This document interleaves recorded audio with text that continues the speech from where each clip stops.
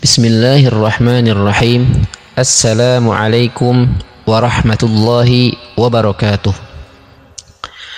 Innal hamdalillah nahmaduhu wa nasta'inuhu wa nastahdihi wa nastaghfiruh wa na'udzu billahi min shururi anfusina wa sayyiati a'malina innahu man yahdihillahu fala mudilla lahu wa man yudlil fala hadiya lahu.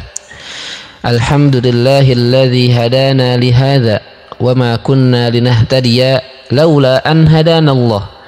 Tsumma assalatu wassalamu ala Rasulillah wa ala alihi wa sahbihi wa man sara ala nahjihi ila yaumil qiyamah. Alhamdulillahil qail a'udzu billahi minasy syaithanir rajim. Bismillahirrahmanirrahim. Inna nahnu nazzalna adh-dhikra wa inna lahu lahafizun. وقال أيضا في آية أخرى أعوذ بالله من الشيطان الرجيم الرحمن علم القرآن. ثم الصلاة والسلام على رسول الله القائل خيركم من تعلم القرآن وعلمه. وقال أيضا في حديث آخر الماهر بالقرآن مع السفرة الكرام البررة وعلى آله وصحبه ومن تبعهم بإحسان إلى يوم الدين. أما بعد. اللهم رب اشرح لي صدري ويسر لي أمري واحلل عقدة من لساني يفقه قولي. ربي زدنا علما وارزقنا فهما. اللهم علمنا ما ينفعنا وانفعنا بما علمتنا وارزقنا علما وفهما وهدى وتقى يا رب العالمين. اللهم لا علم لنا إلا ما علمتنا إنك أنت العليم الحكيم. صدق الله العظيم وصدق رسوله الكريم ونحن على ذلك من الشاهدين والشاكرين والحمد لله رب العالمين. Ikhwani wa akhwati fillah rahimani wa rahimakumullahu jami'an. Alhamdulillahi rabbil alamin. Pertama-tama segala puji hanyalah milik Allah subhanahu wa ta'ala, yang mana alhamdulillah atas rahmat serta taufik dari Allah subhanahu wa ta'ala kita semua dapat dipertemukan oleh Allah subhanahu wa ta'ala dalam majelis ini, yang mana insya Allah tidak ada suatu perkumpulan atau majelis yang lebih Allah cintai, lebih Allah ridhoi daripada majelis ilmu. Yang mudah-mudahan sekarang ini kita semua Allah catat sebagai orang-orang yang berkumpul untuk berada dalam majelis ilmu.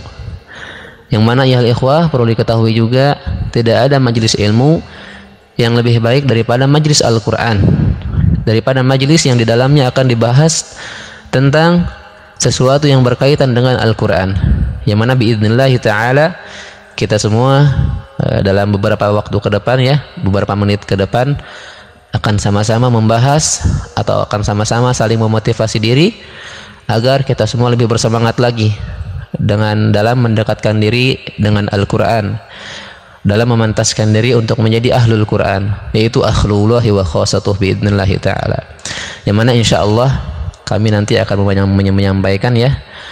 menyampaikan beberapa hadis penting yang berkaitan tentang fadilah Al-Quran, yang berkaitan dengan fadilah Al-Quran, dan juga yaitu keutamaan Al-Quran, dan juga keutamaan orang-orang yang senantiasa dekat dengan Al-Quran, yang senantiasa membacanya, yang senantiasa mempelajarinya, dan yang senantiasa menghafalnya, dan yang terakhir adalah orang yang mengamalkannya biidznillah ta'ala. Itulah tema kita pada malam hari ini, yang mana mudah-mudahan dengan disampaikannya hadis-hadis nanti, hadis-hadis tersebut akan menjadi motivasi untuk kita agar kita lebih semangat lagi menjadikan diri kita, menjadikan keturunan kita sebagai ahlul Quran biidznillah ta'ala. Barakallahu fikum. Ikhwani wa akhwati fillah rahimani wa rahimakumullahu jami'an. Untuk hadis yang pertama yang ingin kami sampaikan adalah hadis yang diriwayatkan oleh Imam Muslim dalam sahihnya, yang memang insya Allah kita semua sudah sering mendengar hadis ini, sudah tidak asing lagi dalam telinga kita, yaitu hadis yang berbunyi qala Rasulullah sallallahu alaihi wasallam khairukum man ta'allamal qur'ana wa 'allamah. Nah, itu hadisnya. Khairukum man ta'allamal Qur'ana wa 'allamah. Yang artinya kata Rasulullah sallallahu alaihi wasallam, khairukum, sebaik-baik kalian wahai umatku, sebaik-baik kalian wahai manusia, man ta'allamal Qur'an. Siapakah manusia terbaik menurut Rasulullah sallallahu alaihi wasallam? Siapakah khairun nas kata Rasulullah sallallahu alaihi wasallam? Jawabannya adalah man ta'allamal Qur'ana. Yang pertama adalah orang yang belajar Al-Qur'an. Yang mudah-mudahan kita semua sekarang Allah berikan kesempatan ya, Allah berikan taufik untuk menjadi pelajar Al-Quran, untuk menjadi orang yang senantiasa dalam sehari-harinya belajar Al-Quran biidznillah ta'ala. Yang kedua, siapakah manusia terbaik menurut Rasulullah SAW? Yaitu jawabannya wa'allamahu. Setelah kita belajar, mungkin setelah kita belajar Al-Quran, memiliki ilmu yang cukup di dalam bidang Al-Quran, dari mulai ilmu tajwid mungkin, dari mulai asbabun nuzulnya mungkin, dari mulai talakinya juga insya Allah, maka tugas kita adalah wa'allamah, yaitu mengajarkannya atau mengamalkannya ya. Yang mana tidak berguna ilmu seseorang jikalau mungkin hanya untuk dirinya sendiri ya. Sebanyak apapun ilmu kita, setinggi apapun ilmu kita, pengetahuan kita ya, tapi kalau hanya kita simpan dalam diri kita, tidak kita ajarkan kepada orang lain, kepada keluarga kita, maka sungguh sangat rugi ya, sungguh sangat sebuah kerugian yang sangat besar jikalau kita punya ilmu kemudian tidak kita ajarkan, tidak kita amalkan. Bahkan Rasulullah SAW bersabda dalam hadis lain, balighu anni walau ayah, sampaikanlah walaupun satu ayat. Sedikit apapun ilmu kita, jikalau kita memang sudah yakin bahwasanya ilmu tersebut sudah pasti kebenarannya, maka wajib kita sampaikan. Kalau memang kita pengen ilmu tersebut berguna untuk kita ketika kita suatu saat telah tiada, karena demi Allah kita tidak tahu ya kapan ajal akan menjemput kita.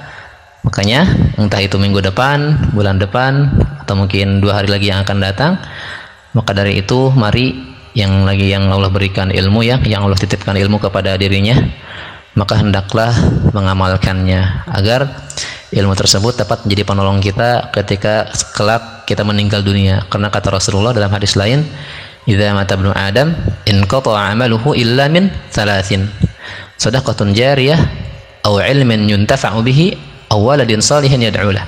Disebutkan dari 3 hal tadi, yaitu ilmu yang bermanfaat. Yang mudah-mudahan Allah Subhanahu wa taala memberikan kita taufik untuk agar kita semua bisa mengamalkan ilmu kita. Amin ya Allah ya rabbal alamin. Ikhwani wa akhwati fillah rahimani wa rahimakumullah jami'an. Berbicara tentang hadis di atas, yaitu hadis khairukum man ta'allamal Qur'ana wa 'allamah. Tentu kita semua dapat mengambil hikmah besar, dapat mengambil pelajaran penting dari hadis ini, bahwasanya jikalau kita ingin menjadi manusia terbaik menurut Rasulullah Shallallahu Alaihi Wasallam, maka pilihannya hanya ada 2 untuk kita semua, yaitu yang pertama menjadi pelajar Al-Quran yang senantiasa belajar Al-Quran ya, tidak pernah merasa cukup dengan yang kita dapatkan sekarang, terus belajar karena memang ilmu Al-Quran itu sangat luas sekali ya.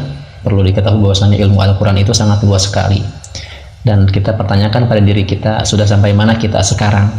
Makanya tidak ada alasan untuk kita, tidak ada alasan umur kita sudah tua misalkan, tetaplah menjadi pelajar Al-Quran agar kita semua dapat disebut oleh Rasulullah SAW sebagai manusia terbaik.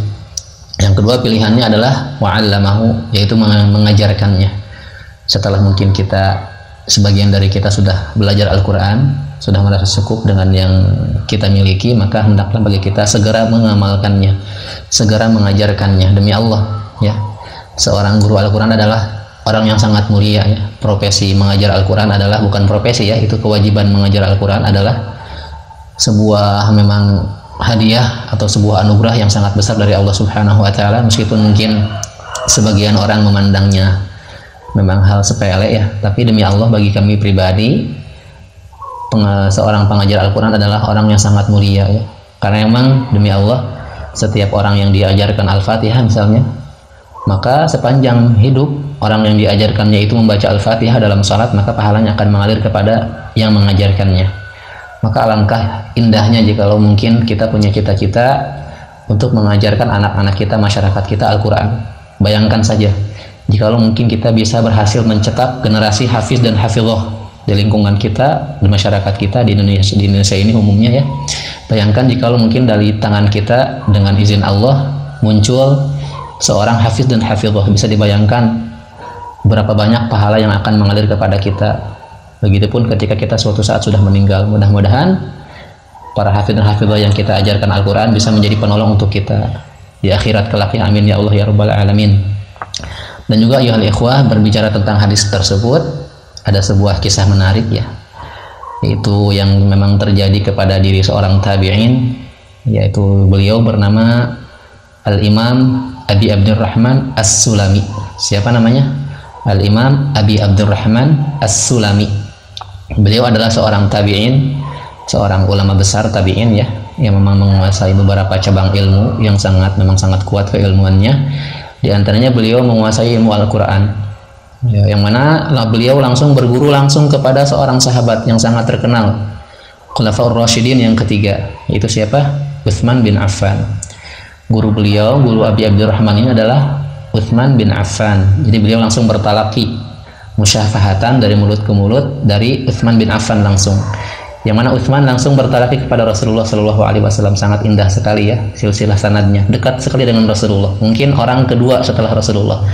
Dari Rasulullah, Utsman langsung kepada beliau, Abi Abdurrahman As-Sulami.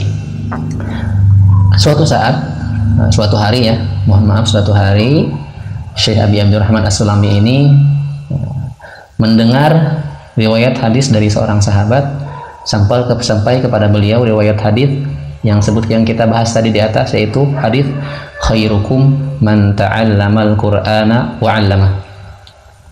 Setelah beliau mendengar hadis ini, yang mana beliau paham maknanya ya, yaitu sebaik-baik manusia adalah orang yang belajar Al-Quran dan mengamalkannya atau mengajarkannya, beliau langsung tersentak, beliau langsung termotivasi, beliau langsung berniat dalam hatinya, berazam dalam hatinya, mulai saat itu untuk fokus mengajar Al-Quran. Beliau meninggalkan semua cabang ilmu yang beliau kuasai dan ingin berpindah ke satu cabang ilmu saja, yaitu untuk cabang Al-Quran. Beliau meniatkan diri beliau untuk diam di masjid, duduk di masjid, untuk menjadi pengajar Al-Quran. Bagi siapa saja orang yang ingin belajar Al-Quran, maka beliau sarankan untuk datang kepada beliau.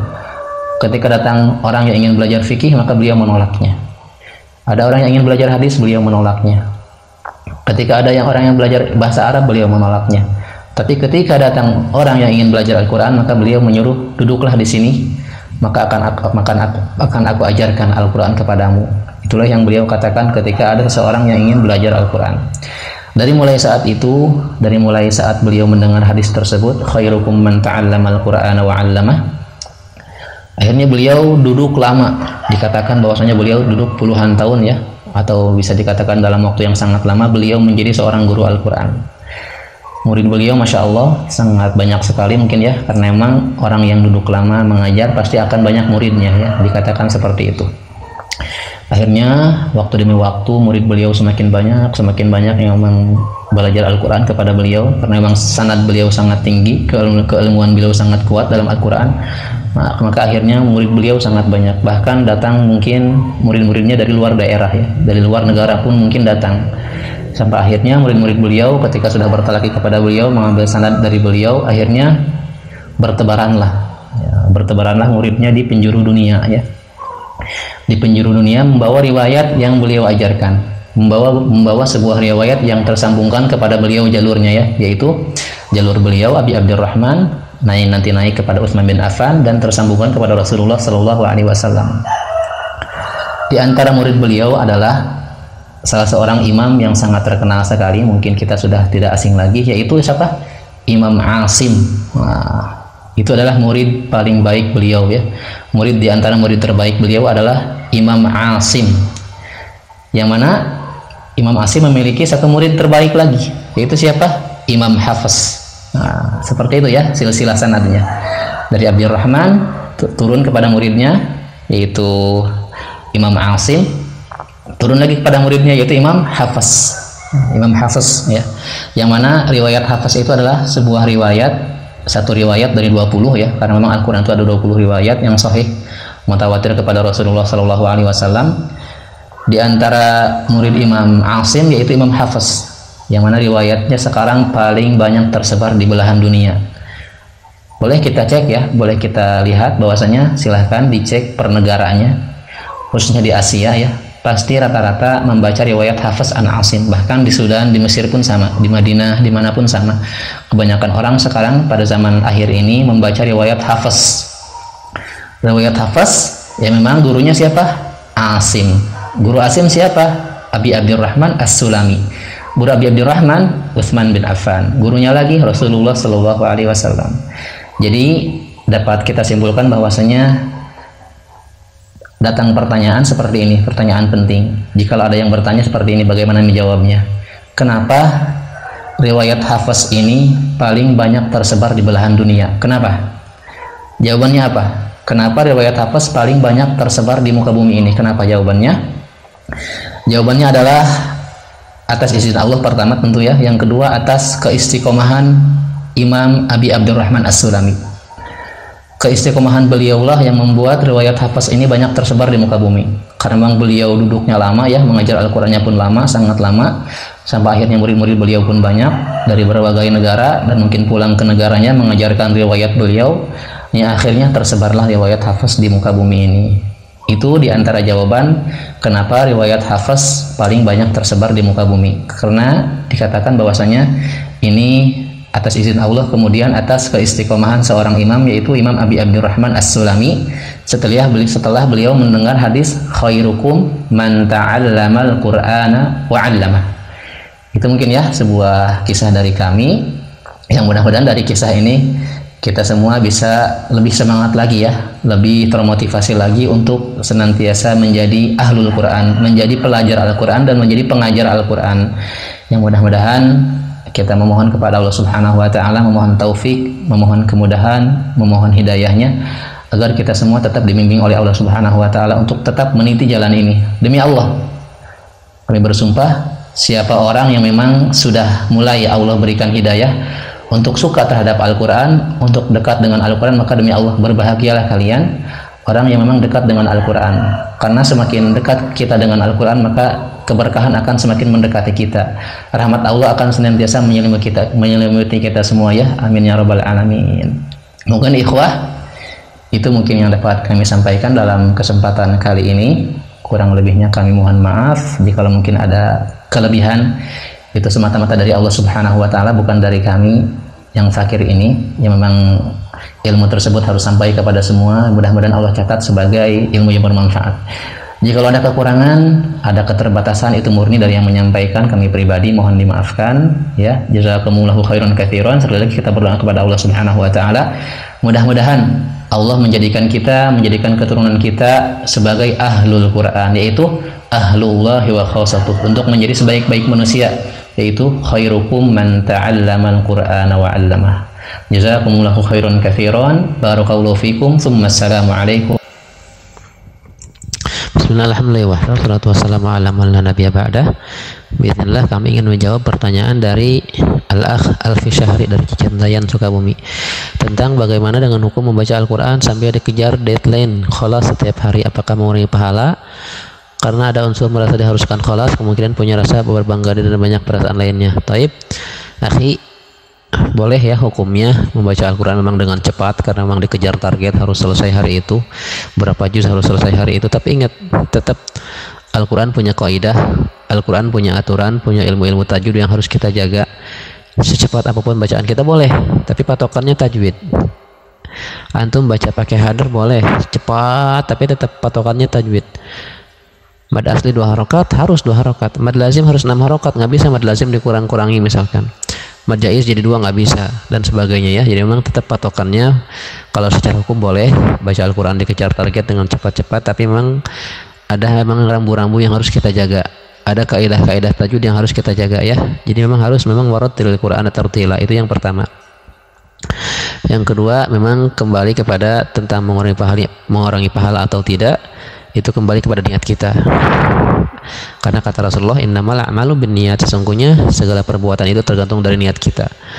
Misalkan antum niat tilawah itu pengen apa gitu, pengen dibilang sama guru antum udah selesai per hari 1 juz atau gimana gitu. Jadi kalau saran dari kami sih niatkan ikhlas karena Allah.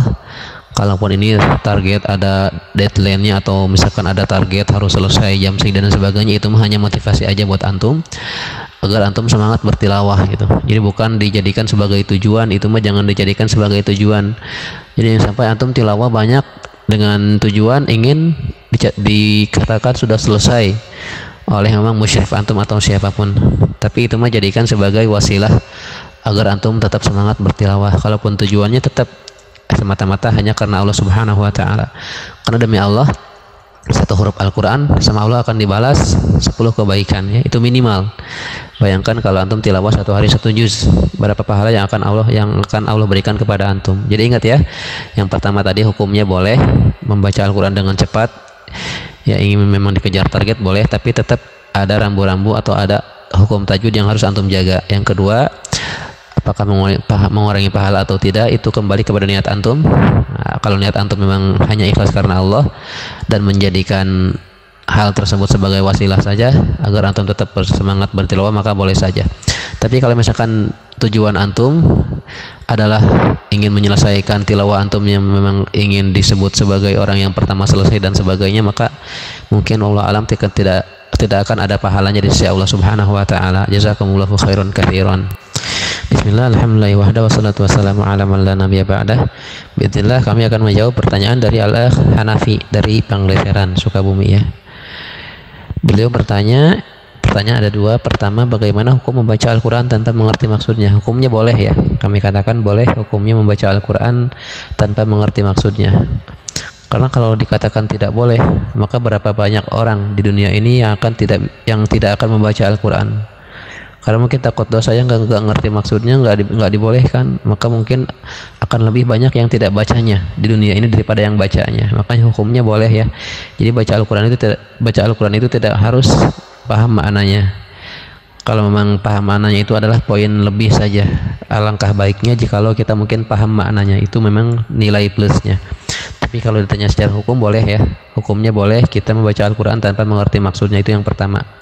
Yang kedua, bagaimana sebaiknya sikap kita saat ada orang yang membaca Al-Quran? Sikap kita sebaiknya diam ya, sebaiknya diam, jangan ngobrol, jangan ketawa-ketawa, jangan memang bisik-bisik dan sebagainya. Kalau memang ada orang yang membaca Al-Quran, fa'ansitu ya, kita harus memang diam dalam rangka menghormati kalamullah, dalam rangka menghormati Allah Subhanahu wa taala, kalam Allah yang sedang dibacakan ya.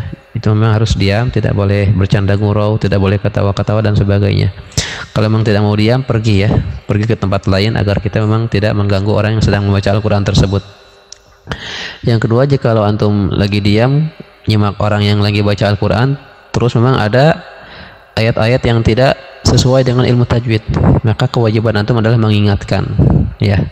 Ingatkan, karena memang itu kewajiban antum. Antum sudah dengar, ketika ada antum punya ilmu dalam hal tersebut, antum tahu bahwasanya itu kurang benar dan antum punya ilmunya, maka antum harus menyampaikan, karena itu kewajiban antum ya. Memang kata Rasulullah ada dalam hadisnya ya, man ra'a minkum munkaran falyughayyir biyadihi. Itu memang artinya itu ketika kita melihat suatu kemungkaran, makanya kita harus merubah, baik itu dengan lisan kita, dengan tangan kita, atau dengan hati kita. Makanya memang itu suatu kewajiban buat antum untuk merubahnya. Kalau memang kita tidak menyampaikan, kita tidak mengingatkan, kemudian orang tersebut baca terus menerus salah, maka kita akan berdosa. Kita akan ditanya sama Allah kenapa kita tidak membetulkan. Tapi ingat, cara membetulkannya itu dengan hikmah ya. Ud'u ila sabili rabbika bil hikmah, dengan cara yang hikmah, dengan cara yang lembut, dengan cara yang paling baik, agar memang hal yang kita sampaikan dapat diterima oleh orang tersebut. Wallahu a'lam bishawab. Bismillah, alhamdulillah, wahda, wassalatu wassalamu ala man la nabiyya ba'da. Izinkan kami menjawab pertanyaan dari Al-Akh Muhammad MZ dari Cisaat ya. Pertanyaannya, mau minta saran metode pembelajaran Al-Quran yang efektif itu yang gimana? Terima kasih. Ya, menurut kami ya, diambil dari pengalaman yang sudah kami lalui selama ini ya, mungkin kurang lebih 6 tahun ya kami bergelut di bidang Al-Quran. Alhamdulillah, yang kami rasakan metode yang paling baik, karena mungkin di Indonesia banyak metode ya, tapi metode yang paling baik yang kami rasakan selama ini adalah metode bertalaki, metode langsung bertalaki kepada seorang guru bertalaki itu banyak macamnya. Bisa bertalaki bacaan ya, bisa bertalaki ilmu tajwid juga. Sebagaimana ada daurah ilmu tajwid, itu memang metode yang sangat paling bagus itu mengikuti daurah intensif, misalkan selama 16 kali pertemuan antum ikut di sana, antum belajar Tuhfatul Atfa dari awal sampai akhir, antum belajar Matan Al-Jazariyah dari awal sampai akhir. Setelah antum paham, antum tinggal praktekkan dengan cara bertalaki Al-Quran. Itulah metode yang paling baik menurut kami, yaitu metode talaki ya. Karena memang kalau metode-metode lain wallahu alam ya, kami belum pernah mencobanya. Dan memang alhamdulillah yang kami coba selama ini adalah metode bertalaki.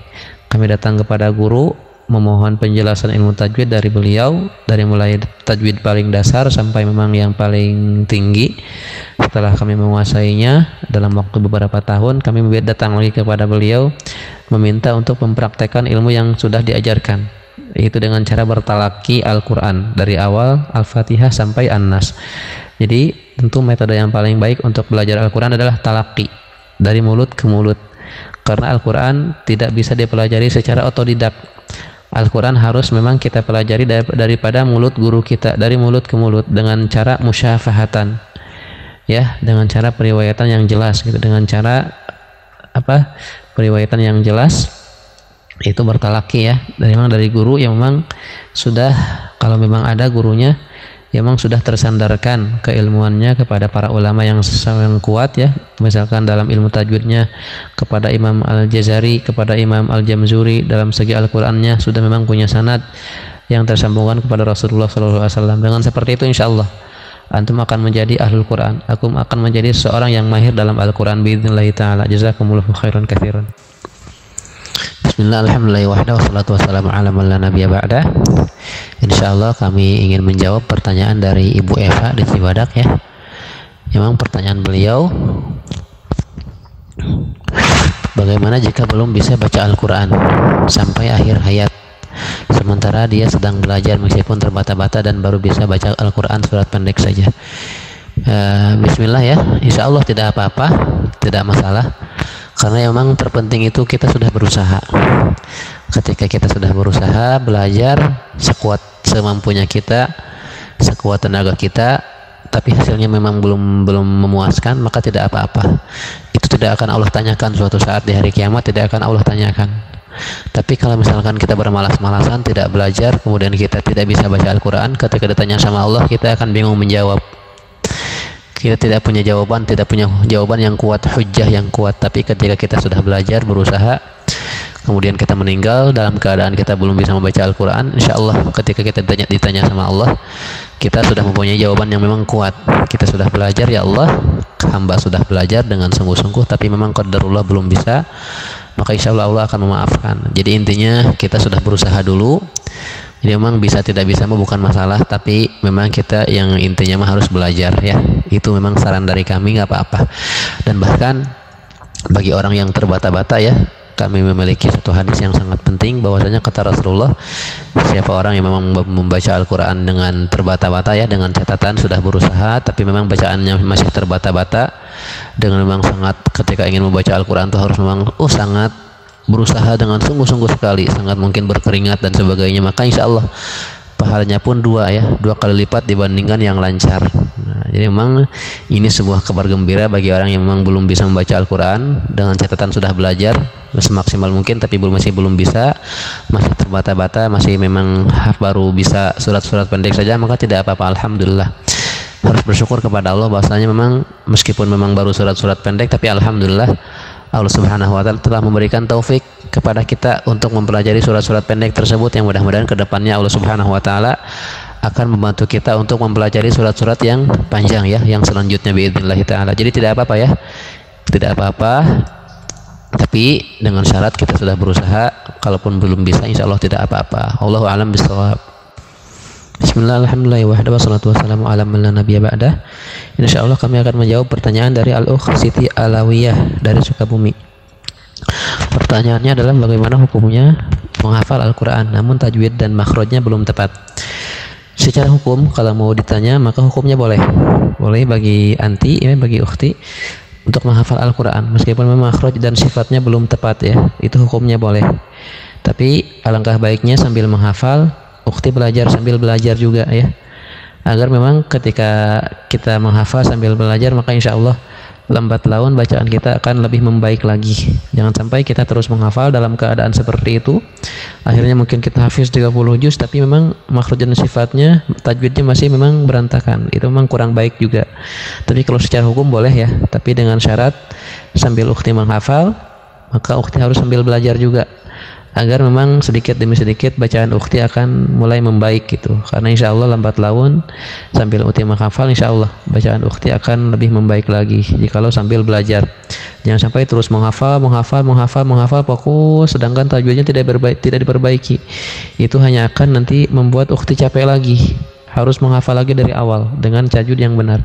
Makanya memang harus sambil belajar sambil menghafal. Wallahu a'lam bishawab. Bismillah, alhamdulillah wahda, wassalatu wassalamu ala man la nabiyya ba'dah.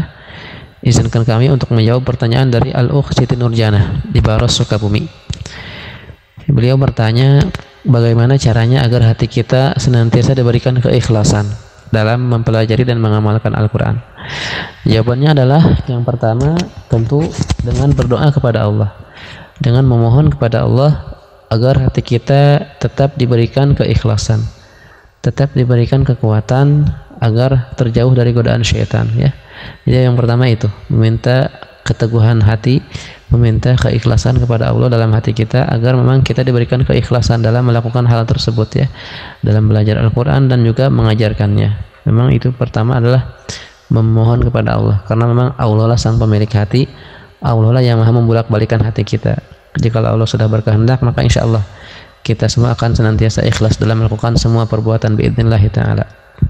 Yang kedua adalah terus mengingat-ingat bahwasanya niat kita belajar Al-Quran dan mengamalkannya itu tidak semata-mata hanya karena wajah Allah Subhanahu wa Ta'ala, hanya karena ridha Allah Subhanahu wa Ta'ala. Tidak ada memang hal lain yang kita harapkan, tidak ada hal-hal dunia yang kita harapkan. Kita harus memang senantiasa menanamkan dalam hati kita bahwasanya insya Allah di akhirat kelak ada suatu janji dari Allah Subhanahu wa Ta'ala, akan ada suatu penghormatan dari Allah Subhanahu wa Ta'ala bagi orang yang memang belajar Al-Quran dan mengajarkannya. Kita harus selalu ingat ke sana bahwasanya, ingat terus, tancapkan dalam hati kita, teguhkan dalam hati kita, agar memang kita harus yakin bahwasanya amalan kita ini yaitu belajar dan mengamalkan Al-Quran adalah semata-mata karena Allah, karena ridha Allah Subhanahu wa Ta'ala.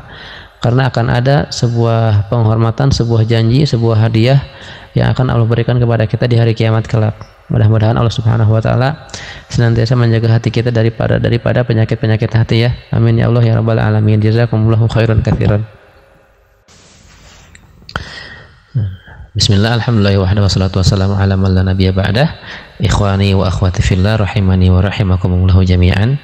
Alhamdulillahirabbil alamin. Atas izin Allah Subhanahu wa Ta'ala kita semua dapat melakukan kajian kita dari awal sampai akhir dengan lancar ya, dengan tanpa ada halangan apapun. Alhamdulillahirabbil alamin. Ini adalah sebuah nikmat yang patut kita syukuri, dan kami berdoa kepada Allah Subhanahu wa Ta'ala mudah-mudahan dari materi singkat yang kami sampaikan tadi ada sedikit hikmah, ada sedikit hidayah yang masuk ke dalam hati kita, yang mana mudah-mudahan dengan hidayah tersebut kita semua bisa lebih semangat lagi, bisa lebih termotivasi lagi untuk tetap dekat dengan Al-Quran, untuk semakin dekat lagi dengan Al-Quran, untuk lebih memantaskan diri lagi agar kita bisa disebut sebagai manusia terbaik menurut Rasulullah SAW. Khususnya sekarang mungkin kurang lebih 2 minggu lagi ya, kita semua akan kedatangan tamu agung, yaitu bulan Ramadan, yang mana pada bulan tersebut Al-Quran diturunkan. Syahrul Ramadan alladzi unzila fihil Quran, yang mana ketika bulan Ramadan itu adalah bulannya Al-Quran. Kalau bisa dalam bulan tersebut kita harus memang memiliki target untuk berlama-lama dengan Al-Quran. Silahkan ya, harus bercita-cita untuk menghatamkan Al-Quran berkali-kali. Seperti Imam Syafi'i diriwayatkan bahwasanya beliau 60 kali menghatamkan Al-Quran dalam bulan Ramadan. Dan juga orang-orang saleh lainnya ada yang 10 kali, 20 kali, dan banyak lagi yang lainnya.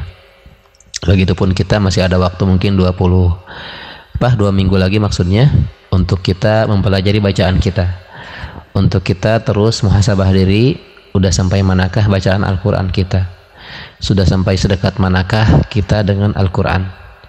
Karena memang insya Allah semakin dekat kita dengan Al-Quran, maka insya Allah keberkahan akan semakin menyelimuti kita biidznillah ta'ala. Jadi sekali lagi kita berdoa kepada Allah Subhanahu wa taala, mudah-mudahan Allah Subhanahu wa taala memberikan kita taufik, hidayah, agar kita semua tetap diberikan hidayah oleh Allah Subhanahu wa taala untuk senantiasa dekat dengan Al-Quran, agar Allah Subhanahu wa taala memilih kita untuk menjadi keluarganya, ahlullahi wa khasatuh. Barakallahu fikum. Mungkin itu yang dapat kami sampaikan. Sekali lagi mohon maaf jika mungkin banyak sekali kekurangan, kekhilafan dari kami yang pakir ini, mohon dimaafkan. Walafu minkum. Wassalamualaikum warahmatullahi wabarakatuh.